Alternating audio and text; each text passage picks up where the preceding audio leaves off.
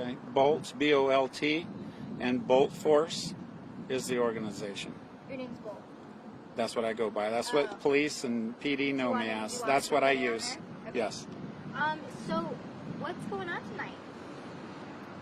Well, we're out here like all the other law enforcement agencies trying to catch the person responsible for shooting up vehicles on Interstate 10, and we're going to add a foot patrol element to it, and we're going to be dressed all in black body armor, carrying semi-automatic weapons, and we'll be in the shadows at night, and hopefully we can surprise somebody. Do you think that will confuse some people? They might think you're the shooter and not somebody trying to help. Now, it may have already happened.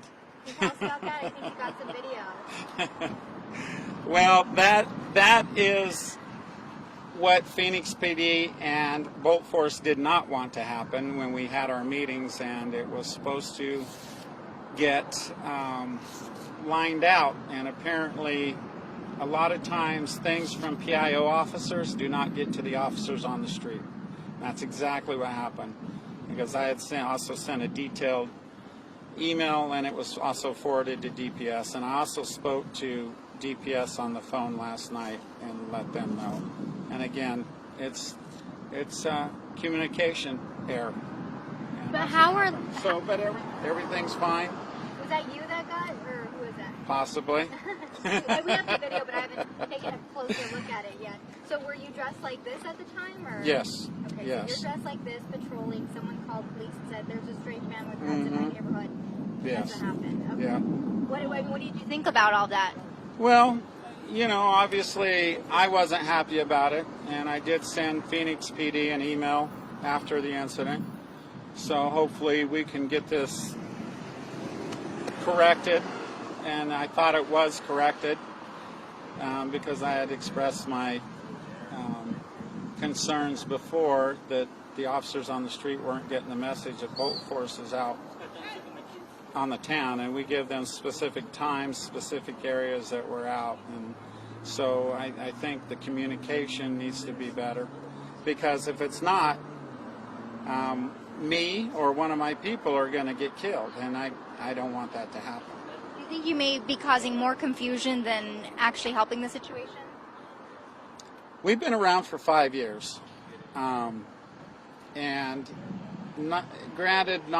we don't deal with DPS, and like I talked to DPS last night, we haven't had an interaction with DPS. It's usually Mesa PD, Phoenix PD, whoever. So they know more of us than DPS. DPS doesn't know us. But after today, they definitely know us. So they told us they prefer that, all the investigation be left up to them. They really don't need help. What do you think about that? Well, absolutely. And if I was still in law enforcement, I'd say the same thing. Again, the communication error caused resources to be drawn to me instead of the shooter, which is bad. And it wasn't a result of me, it was a result of a breakdown in communication.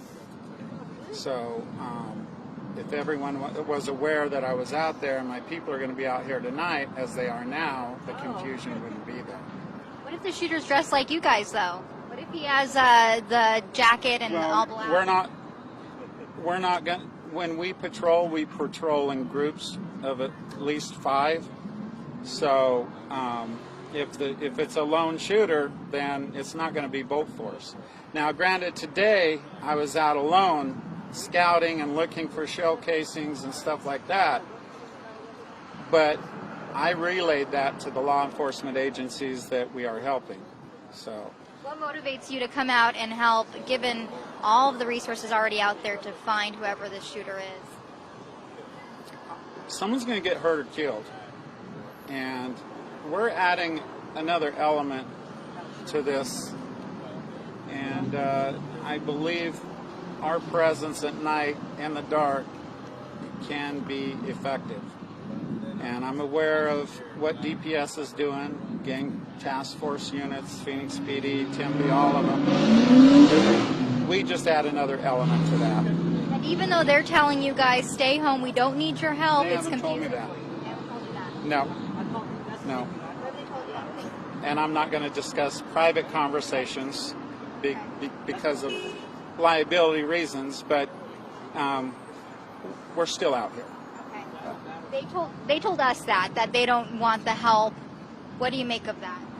And I agree. I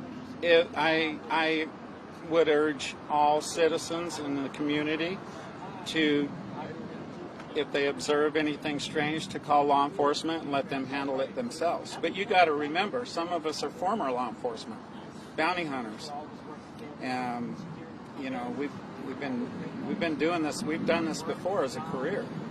So for the people who might see you around tonight, you guys will be walking in groups usually, and I guess what should you tell the public if they do see you and they don't know what's going on? Well, that's where the communication with the law enforcement agencies, the PIO officers should let 911 operators know what area we're in. That's why we tell them what specific area we're in. They know exactly what we're wearing, and they know how we patrol. You know, I've had meetings with them. I've explained it. We have a website that explains our procedures and everything. So, you know, it should be. I don't know what the citizens should do. Everyone's skittish right now. I don't blame them for calling someone, you know. So I don't have any advice for them. But if you do see something and you don't understand it, if you see me, you don't understand who I am or what I am, I call the police. At what point would you step back and say, okay, I'm not going to patrol anymore?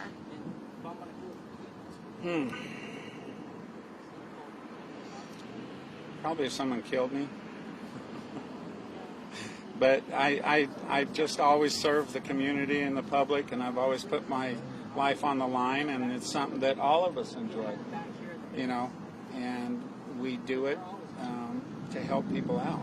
You know, we're there to help law enforcement. We're not there to impede them or anything like that, you know. And today wasn't meant to happen. It just happened because of poor communication. So.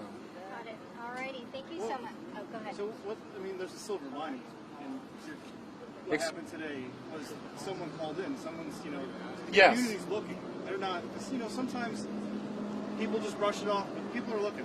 Yeah. And in a situation like this where people are skittish, people are afraid, the freeway signs say, call DPS if you see something out of the ordinary. And that's what they need to do. And possibly to them, I was out of the ordinary when I was doing my patrols. Do you think that you're causing more confusion, though, than helping the situation? I would like to say no. But we are trying to get the word out about who Bolt Force is through social media. I plan on airing some commercials and things like that, and through interaction with the law enforcement, interaction with the community, getting in the community. We've had tons of emails and requests for us to patrol their neighborhoods, their businesses. We've had tons of emails saying, where's Bolt Force at? When's Bolt Force going to catch us freeway shooter? So we've had great response from the Valley, and people are thankful that we're out there doing what we do. Why not leave the job up to uniformed officers who have patrol cars, marked patrol vehicles? I don't know. In this day and age where over the past few years there's been cutbacks, there's been hiring freezes on law enforcement. That's what initially started at 5 years ago. People that wanted to get on the police department couldn't get on the police department, so they joined Bolt Force because they weren't hiring. And then a lot of departments want you to be a reserve police officer and out there in the line of fire, but they want you to do it without a weapon.